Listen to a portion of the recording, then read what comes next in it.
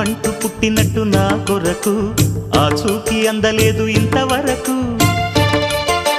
వచ్చింది గాని ఈడు ఒంటి వరకు వేధించలేదు నన్ను జంట కొరకు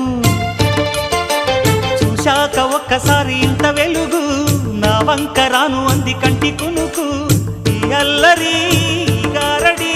నీ లీల అనుకోనా నీ పేరు ప్రేమ అవునా